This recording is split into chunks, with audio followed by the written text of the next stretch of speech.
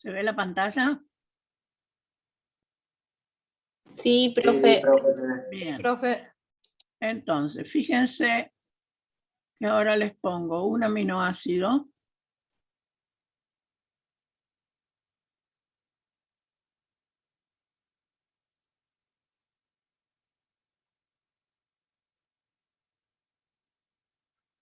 Bueno, este podría ser, pero de todas maneras es mejor. Acá tienen el aminoácido en forma neutra, es decir, el carboxilato y el amina con carga positiva. Por lo tanto, tenemos el ion dipolar. ¿Qué pasa si nosotros lo ponemos en un medio ácido? Se va a protonar el carboxilato. El otro ya está protonado.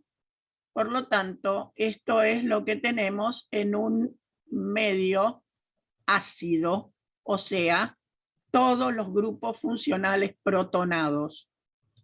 Ahora, ¿qué hacemos?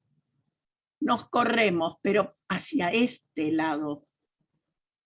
Y al corrernos para este lado, se va a desprotonar en un medio básico, ahora no es con más hidrógeno, más protón, sino que tendremos oxidrilos, se va a desprotonar el ácido carboxílico y va a quedar el ion carboxilato. Y este es justamente el ion dipolar. ¿Qué pasa con ese ion dipolar si seguimos agregando oxidrilos? Entonces ahí se va a desprotonar el grupo amina que tenía un protón y carga positiva. Va a quedar como grupo amina y el ion carboxilato. O sea que inicialmente lo tenemos como catión en el medio más ácido, todo protonado. Y al final lo tenemos como anión, todo desprotonado y en medio básico. ¿Está claro eso? ¿Se entiende? Sí. Bien. Cuando nosotros tenemos un problema con un determinado aminoácido, supongamos que es este, lo ponemos en medio ácido y lo tenemos en forma de catión. Este aminoácido ahora le vamos a restar protones. Restar protones significa que el que se va a desprotonar es el carboxilo. Y nos va a quedar como ion carboxilato. Pero todavía tenemos el grupo amina protonado. Este es el ion dipolar. Este era un equilibrio. O sea, protonado y en parte desprotonado. Y ese tiene un pK. Ese pK es el que corresponde a estos dos grupos. ¿Qué pasa ahora si nosotros seguimos retirando protones? Vamos a ver que del ion dipolar, el que va a perder, el único que queda protonado es el grupo amina, por lo tanto, es el que va a perder el protón y nos va a quedar en forma de catión. Y el pK en este caso va a ser dentro de los valores de pH básico. Tomamos estos dos. ¿Por qué? Porque son los dos pK de los dos equilibrios que rodean al ion dipolar. ¿Qué significa que rodean al ion dipolar? El ion dipolar participa de este equilibrio, pero participa también del otro. Por lo tanto, en este punto, que es el punto isoeléctrico, el ion dipolar va a estar en su máxima concentración. y vamos a tomar el pK1 y el pK2, lo vamos a dividir por 2, los vamos a sumar, lo vamos a dividir por 2, es decir, sacamos la media aritmética y obtenemos el pH isoeléctrico. O sea, los pK que corresponden a los equilibrios que rodean al suiterión o ion dipolar. ¿Qué pasa cuando tenemos más? Y acá empezamos. Totalmente protonado. Ustedes siempre tienen que escribir todo esto. Este es un aminoácido ácido. Quiere decir que tiene más de un carboxilo. Entonces, todo protonado. El grupo amina, el carboxilo y el otro carboxilo. Primer equilibrio. ¿Qué obtenemos? Obtenemos, se desprotona uno de los carboxilos y nos queda, fíjense, el ion dipolar, porque este está protonado, así que no tiene injerencia. Seguimos. Ahora se va a desprotonar el segundo carboxilo, pero ahora tenemos que ya no es un ion dipolar, porque tiene dos cargas negativas y una positiva. Quiere decir que todavía le queda un carboxilato disponible. Y vamos a seguir y nos quedan ahora dos cargas negativas, por lo tanto es un dianión. Acá era un catión. Acá es un ion dipolar. Acá es dianión, pero menos uno positivo, nos va a quedar como un monoanión. Y aquí nos queda como un dianión. No sé si me siguieron. ¿Dónde está el ion dipolar? Acá. Por lo tanto, tenemos que usar los pK que corresponden ¿a quién? A los equilibrios que rodean al ion dipolar. Es decir, K1, K2. Es decir, vamos a usar pK1 y pK2.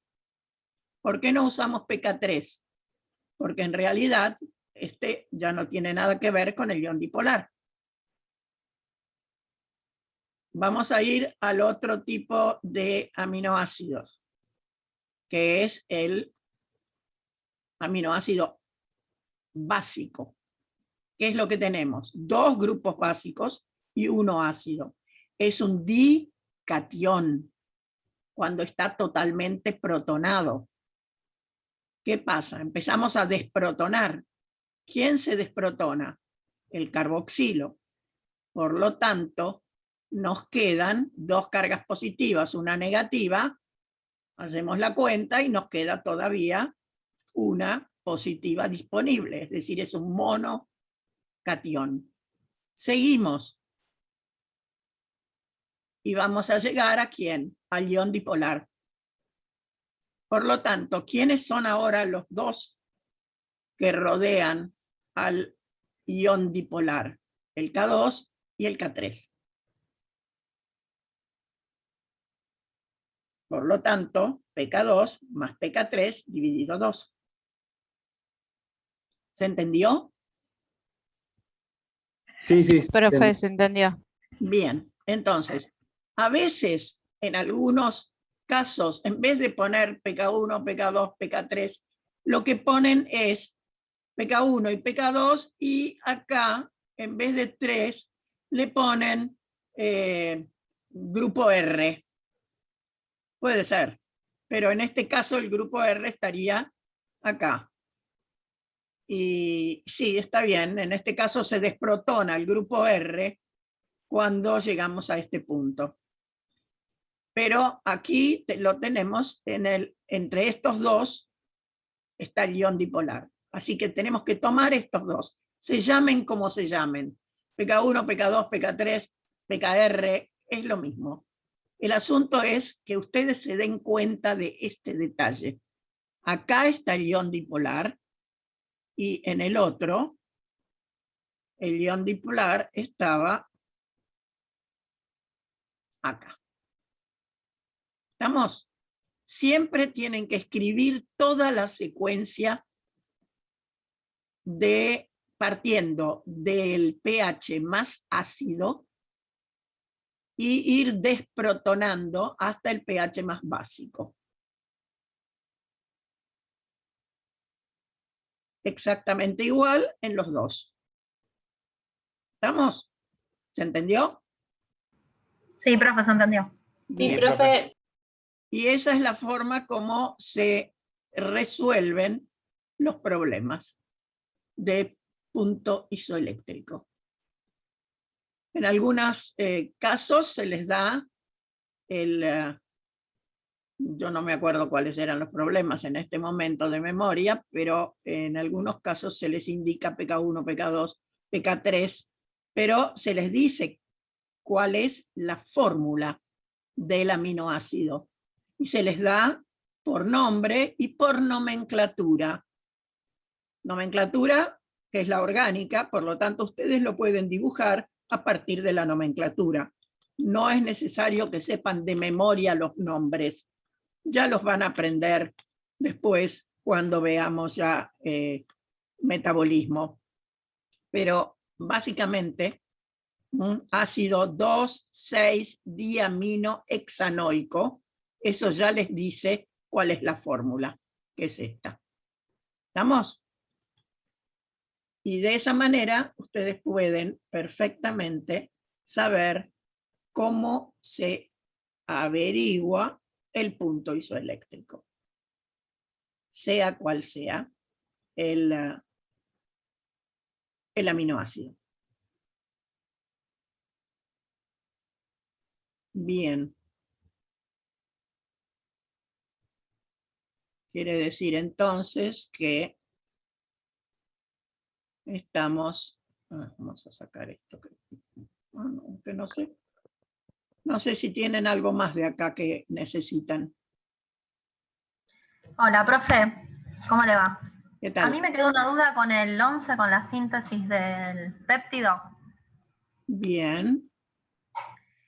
Bueno, yo tengo que sintetizar primero alanina, después lisina y fenilalanina. Van en ese orden. Son tres aminoácidos que tienen que formar, o sea, el péptido está formado por 3 aminoácidos en ese orden. Exacto. Bien. Bueno, lo primero que hago es en la alanina, protejo al grupo amino, que me va a quedar como amino terminal. Sí, correcto. Y ahora mi problema es en la lisina, que yo protejo al carboxilo, pero como tiene un grupo amino también en el... Hay que protegerlo.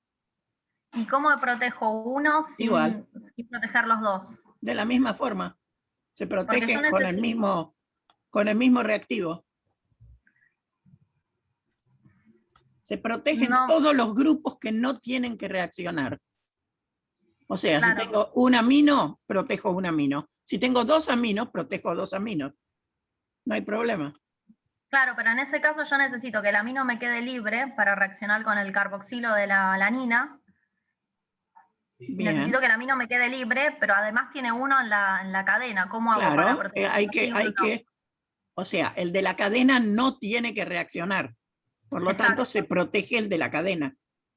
¿Y cómo hago para proteger uno sí y el otro no? Se puede, se puede. O sea, en el laboratorio se puede hacer. Ah, esta historia yo la vi también. Ah, bueno. Es que es con otro tipo de... Claro, con algún otro protector para que sea solamente ese el que tiene que protegerse. Ah, bueno, porque la verdad que no encontraba cómo resolverlo. Claro.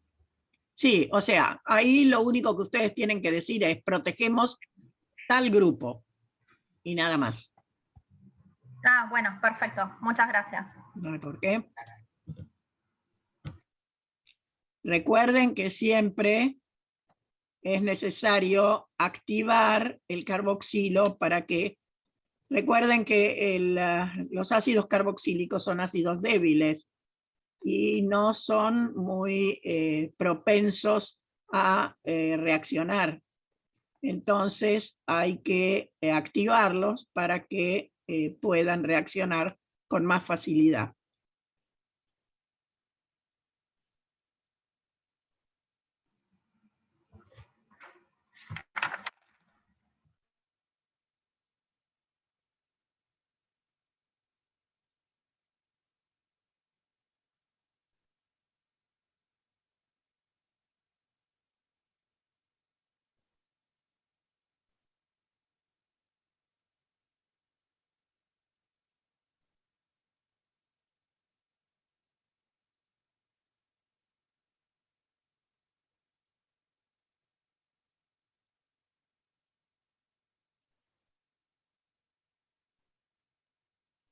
Bueno, ¿alguna otra pregunta?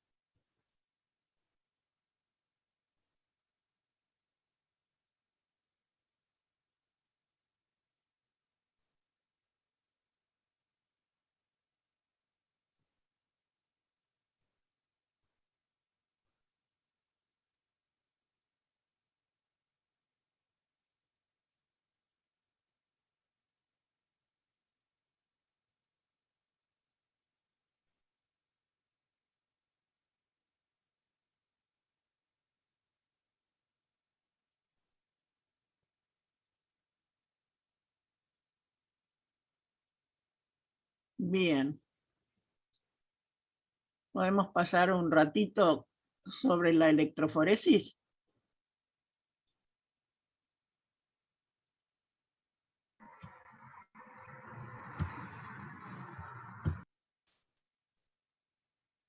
Este es un aparato de electroforesis. Fíjense que tiene una cuba que está dividida en dos partes. Está dividida en no sé si alguna vez hicieron electroforesis en alguna materia. En laboratorio, por supuesto. Bueno, supongo que no. Entonces, ahí tienen una cuba. No, profe, no. Va, por lo menos personalmente no lo hicimos. Bien. Ahí tienen una cuba donde tienen dos recipientes, digamos, que son respectivamente para el cátodo y para el ánodo. O sea, una electroforesis no es otra cosa que una electrólisis, donde hay un soporte sobre el cual están movilizándose las moléculas. O sea, los que están conectados son los extremos del soporte. El soporte puede ser papel, puede ser acetato de celulosa, y hay algunos otros más. Pero en este caso el acetato de celulosa es bastante interesante porque incluso se puede transparentar, se puede recortar y se puede eluir. Bueno, en el papel también se puede eluir, pero nunca la elusión es tan perfecta, y se puede medir en el espectrofotómetro la cantidad de color de cada una de las bandas, es decir, de las fracciones, en este caso proteínas del suero. Entonces, tenemos que se conecta, acá ven que hay un cable, se conecta a la electricidad, y tenemos entonces dos polos, un polo positivo, un polo negativo, un ánodo y un cátodo.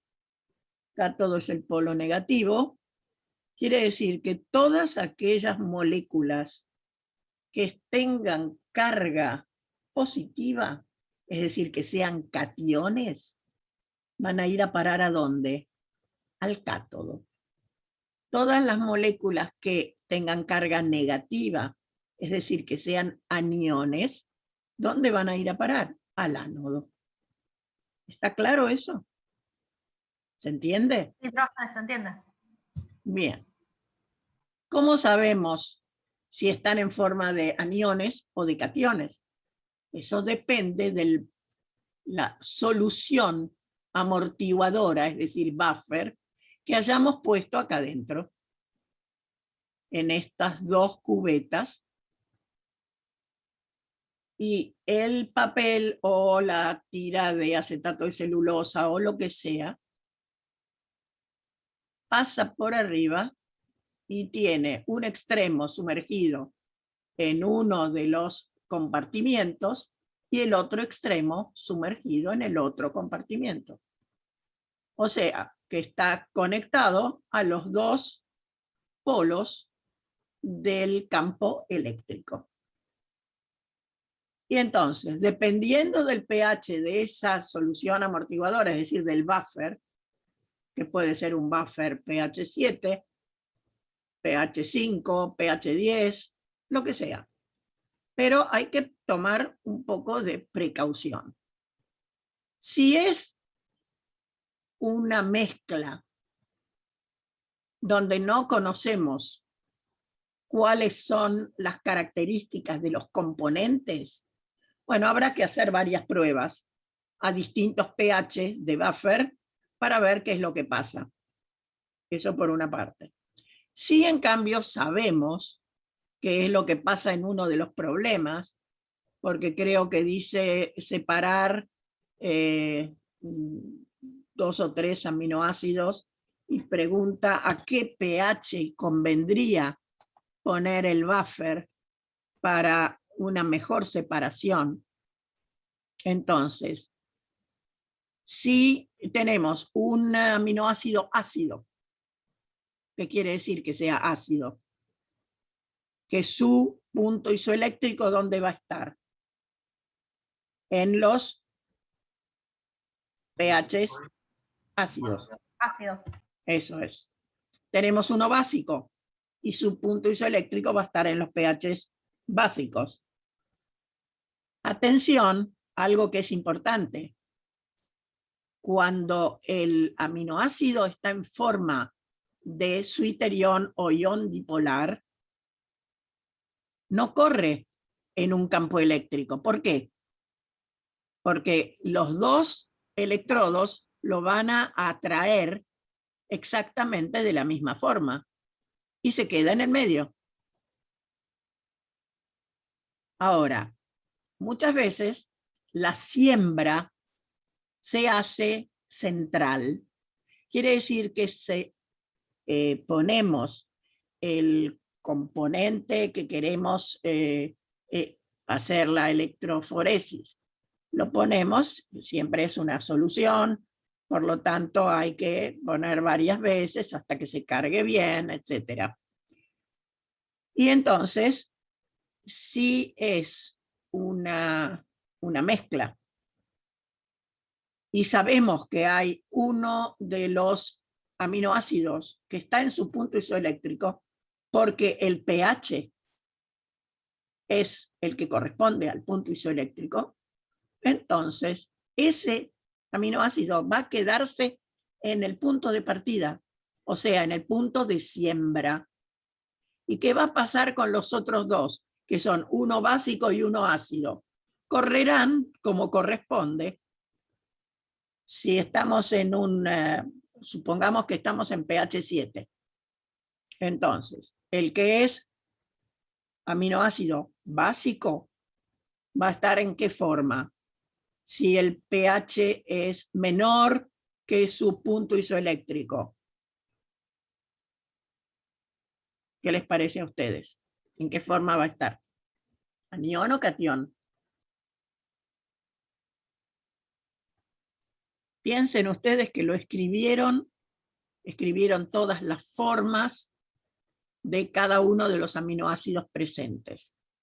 Uno es ácido, el otro es básico y el otro es neutro. Y pusimos un pH neutro.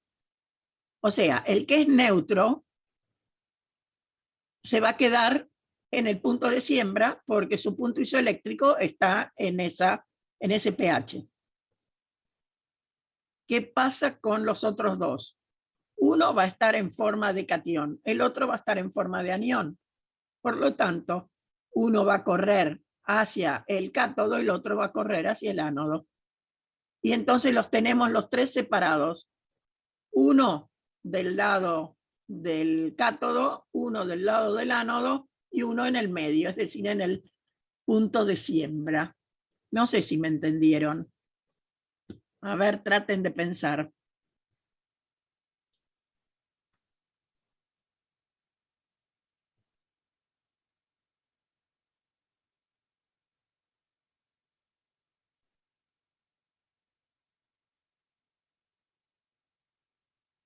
Esta es una serie de proteínas que son las proteínas del suero. Las proteínas del suero también tienen un punto isoeléctrico. Todas las proteínas tienen un punto isoeléctrico. Ahora, ¿cuál será? Acá la siembra va a ser generalmente en esta parte. O sea, ¿dónde va a correr? A lo mejor queda en el punto de siembra. Y los otros corren hacia el lado opuesto. Todo dependerá de cuáles son las proteínas que están presentes y cuál es el punto isoeléctrico de cada una de esas proteínas.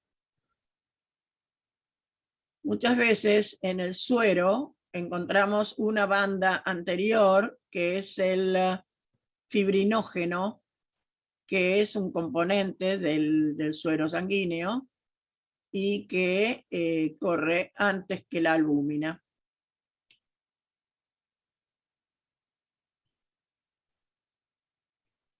Bueno, no sé si entendieron. Esto se usa para análisis clínicos. De manera que es importante saber de qué se trata y saber leer un proteinograma. Esto se llama proteinograma.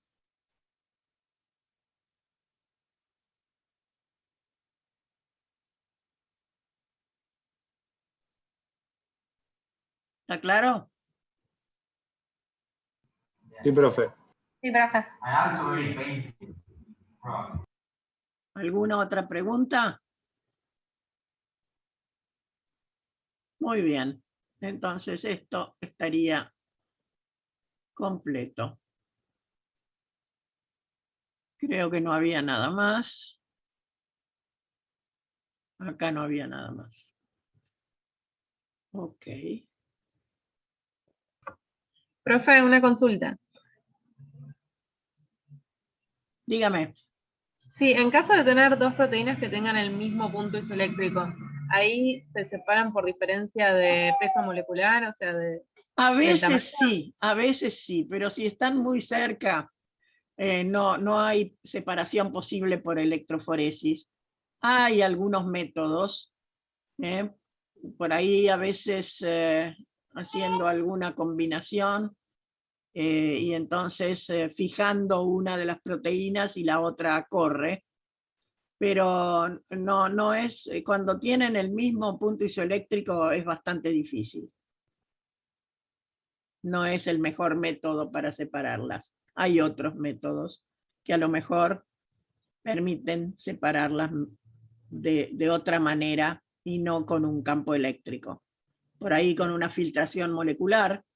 La filtración molecular lo que hace es permitir que que pasen a través de una columna y dependiendo de cuál es la masa de cada proteína, va a ser retenida o se podrá eluir. Y entonces ahí tenemos la posibilidad de separación, por ejemplo.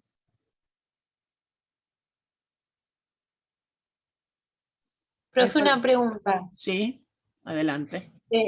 ¿Este método separa y cuantifica también? ¿Es Claro. simplemente... Sí, podemos cuantificarlo perfectamente a partir de un aparato que se llama densitómetro, que ponemos la tira directamente coloreada y lo que lee el aparato es la intensidad de color y lo transforma en un dato numérico. Eso por una parte, o sea, de concentración.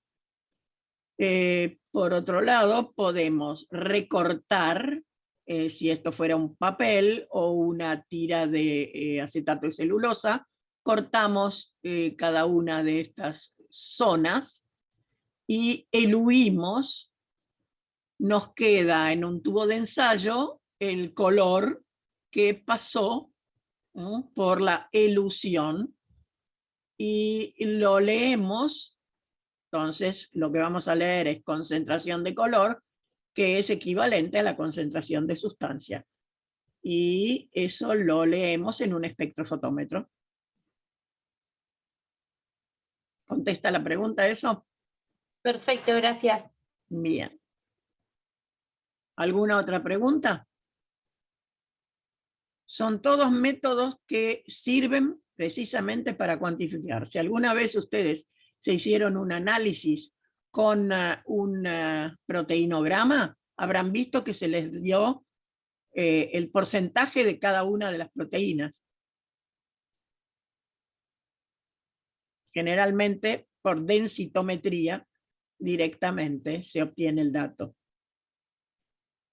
O sea, en ese aparatito se pone la tira y el densitómetro lee cada una de las bandas y da el porcentaje de cada uno de los componentes de la tira.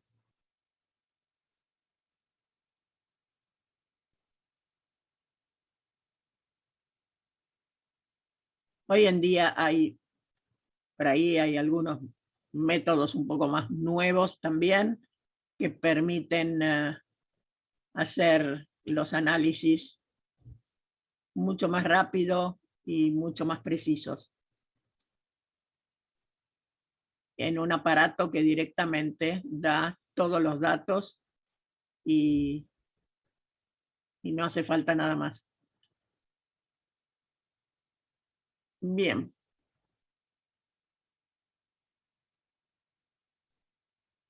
Vamos a cambiar.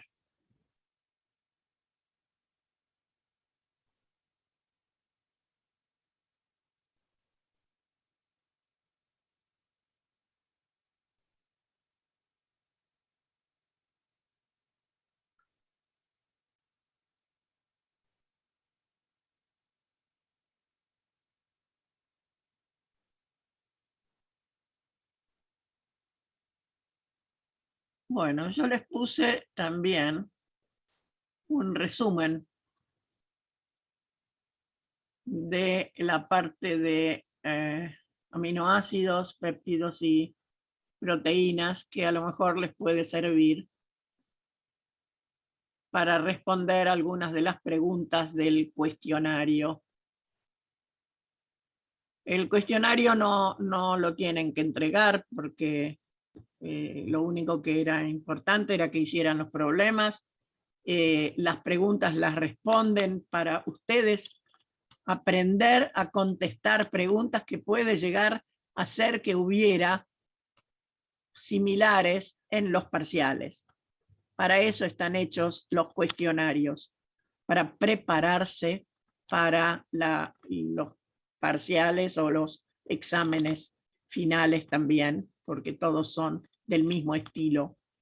Así que no creo que les haga daño tratar de responder las preguntas de los cuestionarios. Al contrario, ayuda para estudiar. Porque por ahí encuentran alguna pregunta que dicen, ¿y esto cómo se contesta?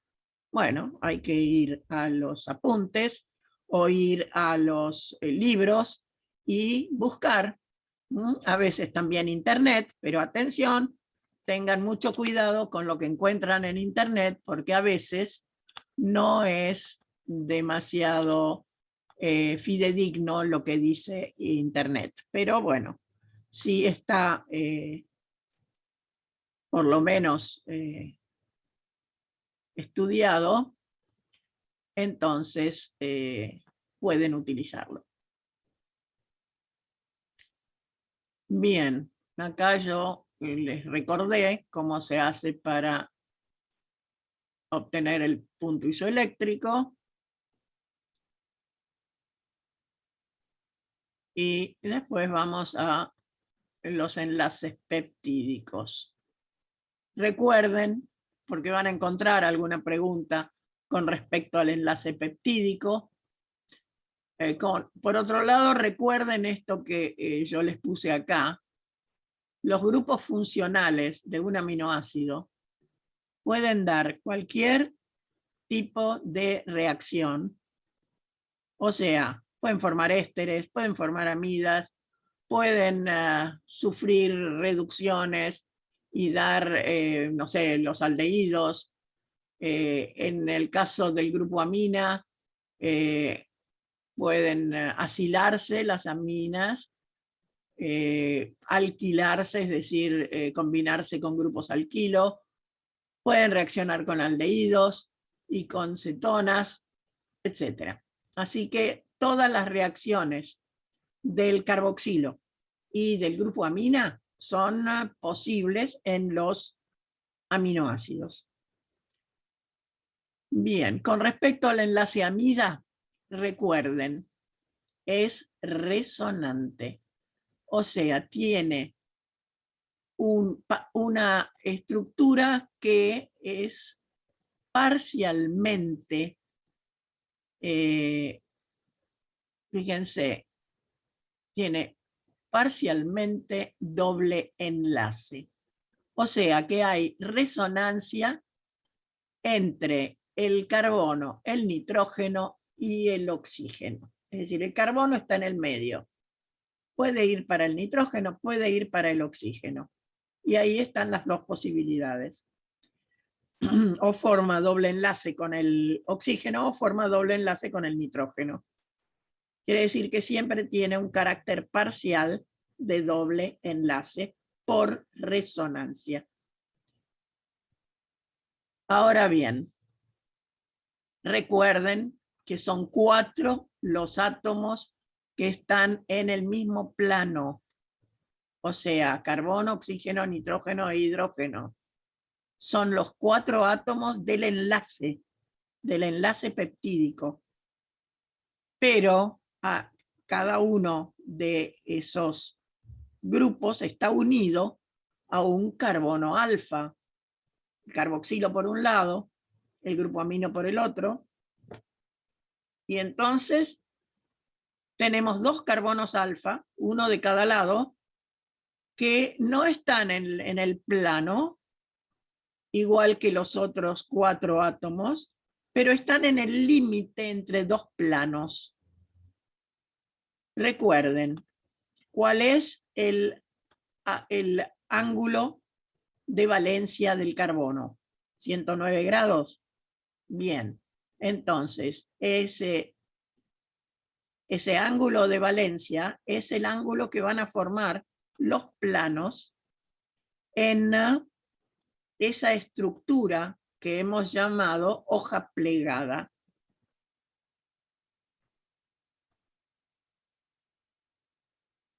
¿Se entiende eso? Vamos a buscar una figura mientras que acá se termina el... Bien.